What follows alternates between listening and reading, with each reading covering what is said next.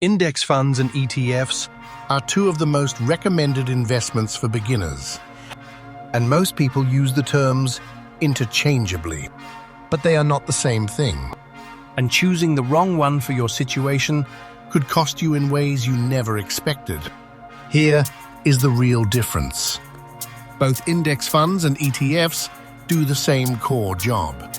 They bundle together a large group of stocks or bonds into a single investment, So you get instant diversification. without picking individual companies. Both are low cost. Both beat most actively managed funds over time. And both are available at every major brokerage for free.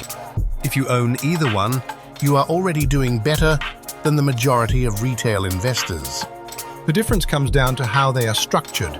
and how you actually buy them. An ETF trades like a stock, You can buy and sell at any time during market hours, at whatever the current price is in that moment. A traditional index fund, trades once per day after the market closes at the end of day price. regardless of when you placed your order. ETFs also tend to have slightly lower expense ratios and no minimum investment requirements making them more accessible. if you are starting with a small amount. Index funds at places like Fidelity and Vanguard sometimes require a minimum initial investment of $1,000 or more, depending on the specific fund. For most beginners in 2026, ETFs win on accessibility and flexibility.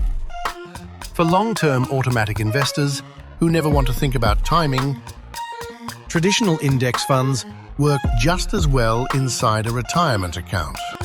the honest answer, Is that for a long-term buy and hold investor, the difference between index funds and ETFs is almost irrelevant.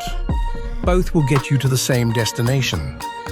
The more important decision is simply choosing one and starting. VOO and FXAIX track the same index and have delivered nearly identical returns over every meaningful time period. pick the one your brokerage makes easiest. And start investing consistently. Tell me in the comments, Do you currently own ETFs, index funds, or both? And which one did you start with?